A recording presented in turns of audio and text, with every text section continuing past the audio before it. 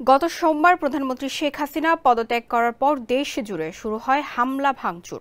সারা দেশে জ্বালিয়ে দেওয়া হয়েছে অনেক থানা, নিহত হয়েছেন অনেক পুলিশ সদস্য। এ ঘটনায় কর্মবিরতিতে যায় পুলিশ। এতে সড়কে দেখা যায় বিশৃঙ্খলা। রাস্তায় শৃঙ্খলা ফেরাতে ট্রাফিক পুলিশের কাজ করে যাচ্ছেন বিভিন্ন প্রতিষ্ঠানের শিক্ষার্থী ও স্বেচ্ছাসেবকরা।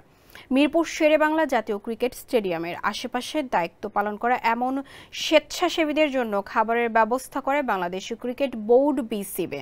বৃহস্পতিবার দুপুরে 250 জনের জন্য খাবারের প্যাকেট নিয়ে বিসিবির গেট থেকে বের হতে দেখা যায় গণমাধ্যম বিভাগের কর্মচারীদের। পরে জাতীয় ক্রিকেট স্টেডিয়ামের আশেপাশে ট্রাফিক নিয়ন্ত্রণে কাজ করা তরুণদের মাঝে তা বিতরণ করা হয়। কোয়ালিটি সম্পন্ন আন্তর্জাতিক মানের still bar CSRM, committed for better still.